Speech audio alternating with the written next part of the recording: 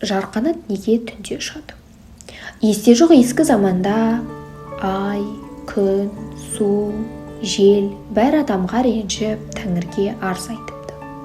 Алдымен күн шығып: уа жасаған, мен таңертең тұрам, кешке дейін адамға қызмет қылам, тіршілікті түлетем, жердің бетін жібітем, нұрымды шашып, жасыл желекті гүл етем. Бірақ адамның маған алғыс айтқанын көрмедім. Көңілді реніш басып, өкпелі шерге ендім. Маған демалыс бер, тынығайын депті, күннен соң ай шығып. Мен адасқанға жол сілтедім, түнде демалып, шаршауды білмедім. Жұрттың ұйқысын күзеттім.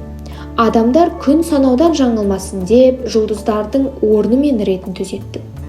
Бірақ адам мені көзіне делмеді. Менің осы ісіме алғыс айтуды білмеді. Мен де біраз тынығайын, демалыс бер депті.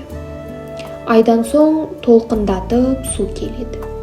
Ол да біраз Тәңірге арыз айтып бүй деді. Уа жаппар ием, мен де әділдікті сүйем. Адамның тірлігіне күйемін. Ой қырын кезіп даланың, дамыл көрмей ағамын. Жердің шаңын жуамын, елдің тәнін жуамын. Сусаған шөлін басамын, сайдан сайға асамын. Бірақ адам осы ісіме алғыс айтпайды. Осынысы көңіліме жақпайды.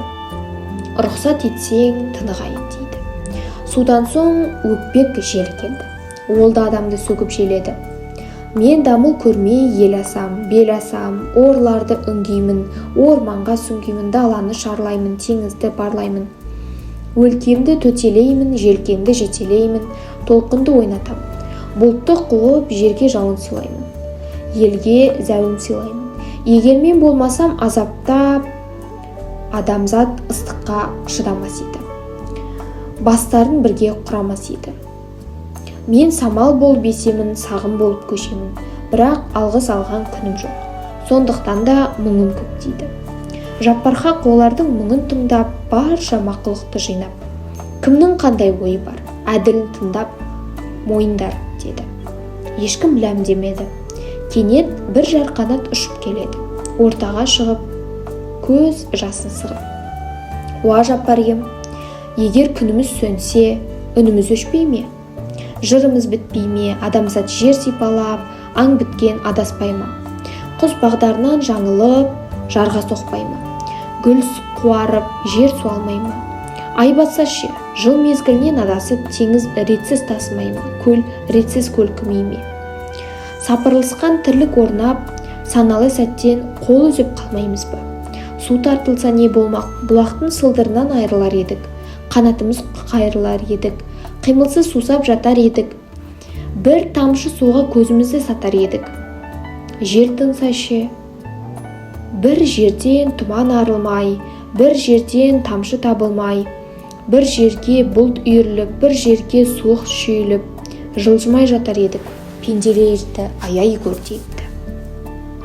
Жаратқанға жарғанаттың сөзін ап, әй, күн мен ай, жел мен су баяғыдай қызмет етесің. Сендерге тірлікке тірек, адамзатқа керек етіп жаратқам. Содан танбаңдар депті. Күн, су, жел үшеуіне жарғанаттың сөзі жақпапты. Ішке кек сақтапты. Көзіме түссең күйдіремін депті күн. Маған тап болсаң дауылмен қуамын депті жел. Мен сені тұншықтырып тереңге батырамын депті су. Ай ғана үнсіз қалыпты. Жарғанат қатты сасыпты. Қорқып, құты қашыпты. Тәңірсі оған жан ашып. Күн көрінбей көз байланған шақта, судан жырақта, жел кіре алмас тұрақта өмір сүресің. Аштан өлмес үшін қос емшек беремін. Бірінде сүт, бірінде су болады. Соны ішіп күнелтесің депті. Содан бастап жарғанат күннің көзіне түспей қараңғыда шығыпты. Желден қашып, үңгір мен қуыстарға бұғыпты. Суда жолаудан үмітін үзіпті. Осылайша жарғанат өзін құрбан етіп адамға жақсылық еткен екен деседі.